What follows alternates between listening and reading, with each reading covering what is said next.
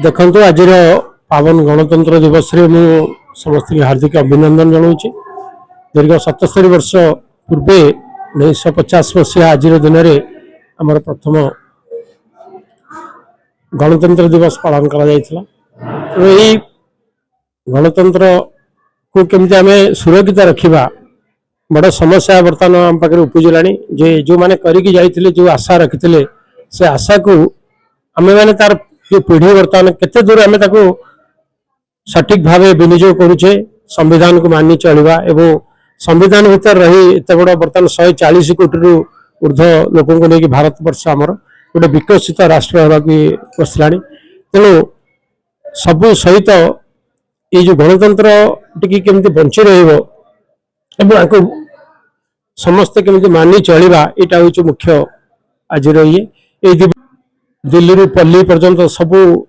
बर्तमान गणतंत्र चली गणतंत्र दिवस उपलक्षे विभिन्न जगार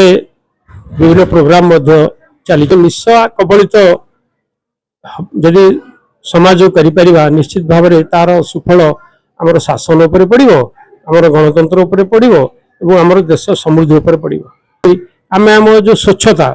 आगुरी जमी आम किसी दिन तले स्वच्छता पर गुरुत्व सरकार देइछंती गोटे बड़ जिनस हूँ आपने जानते 10-15 दिन भितर आमर दूषित हो माने दिल्ली को आम टपी गलानी बर्तमान तेणु आपर भी आम समस्त छात्र छात्री आमर जो युवपीढ़ी एम को भी मार्गदर्शिका आम दबा जे आम कि स्वच्छता बजाय रखा। मु तो प्रथम कहबी आज पवित्र दिवस रे प्रथम मु गवर्नमेंट हाई स्कूल पात्रपड़ा भगवानपुर विद्यालय प्रधान शिक्षक रूपे मुक्त खबर न्यूज चैनल तार समस्त मेंबर को एवं मोर मुख्य अतिथि ये उपस्थित अच्छा जी कि सी भी आमर पंचसखा सेतुर आमर प्रेसिडेंट भी अच्छा रवि बाबू आउ भी मोर हृदय तथा आ समस्त आमर शिक्षक शिक्षयित्री छात्र छात्री समस्त को मोर हार्दिक अभिनंदन जनाऊँ। आमर सब प्रकार छात्र छात्री शिक्षक शिक्षयित्री एवं आमर अभिभावक मैंने उपस्थित थे आ खाली ये कहबी यहीटा को तो आम गणतंत्र दिवस रूपे जी आम माने नामित करा अनुसार आपको संविधान दिवस कहुए एवं संविधान आम केते उपयोगी आ केते मूल्यवान से समस्ते उपलब्धि करवा उचित से जहाँ ना कहीं अधिका मुझे कहवा पूर्व खाली ये मुझे आम समस्ते आत्मसचेतन यही दिवस रे आम निज निज को आत्मसमीक्षा करवा से यही दिवस को कहुए आत्मसमीक्षार दिवस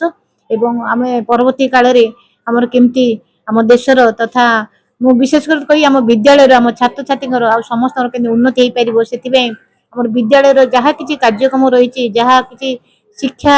वर्ष अनुसार जहाँ किसी आम सिलेबस रही आम केमती अनुसरण करी आम विद्यालय केमती उन्नत करूँ एवं आमर रेजल्ट जो हूँ 10वीं श्रेणी से ठीक भाव में आम करूँ सब शिक्षक शिक्षक सहयोग से कामना करी।